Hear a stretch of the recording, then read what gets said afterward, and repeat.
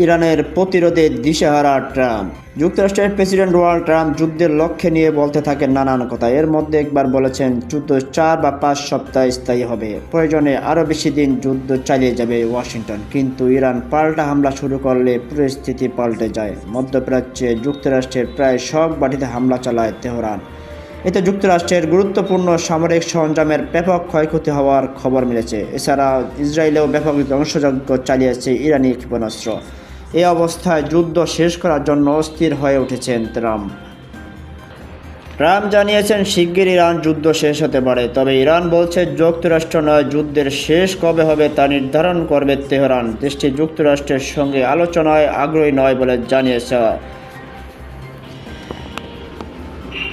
ট্রাম্পের হুমকি ইরান ট্রাম্পের হুমকিকে ইরান পাত্তাই দিল না। কঠোর হামলা চালানো নিয়ে ট্রাম্পের হুমকিকে পাত্তাই দিল না ইরান। ইরানের নিরাপত্তা প্রধান আলী লারিজানি বলেছেন, ইরান আপনার ফাঁকা হুমকিকে ভয় পায় না, আপনার চেয়েও বড় হুমকি। ট্রাম্পের চেয়েও বড় ইরানকে নির্মূল করতে পারেনি, তাই ট্রাম্পকে নিজের প্রতি খেয়াল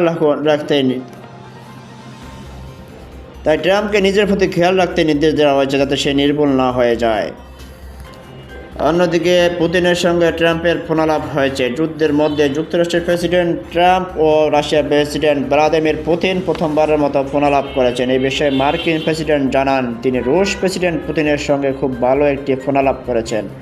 তিনি বলেন, বাড়তে থাকা জ্বালানি তেলের দাম মোকাবিলা